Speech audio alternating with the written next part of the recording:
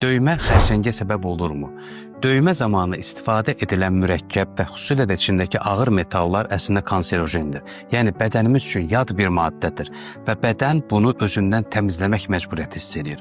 Bunun üçün isə bədənə vurulan bu mürəkkəbi limfa damarlarımız vasitəsilə limfa düyünlərimizə aparıb orada yox etmək istəyir. Amma bu hər zaman yox olmur və bəzi hallarda da xərçəng xəstəliyinə gətirib çıxardır.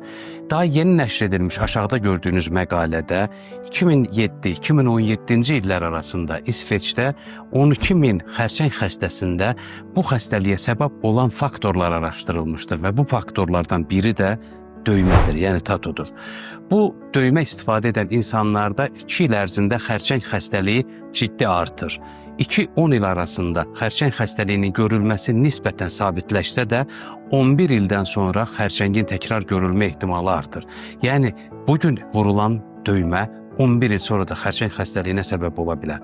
Hansı böyüklükdə ki döymə xərçəngə səbəb olur? Əl böyüklüyündəki, əl-ayağımız böyüklüyündəki döymə belə xərçəng xəstəliyinə səbəb olmaq üçün yetərlidir. Ümumiyyətlə, döymə istifadə edən insanlarda istifadə etməyənlərə nisbətən xərçəng olma ehtimalı 21% artıqdır.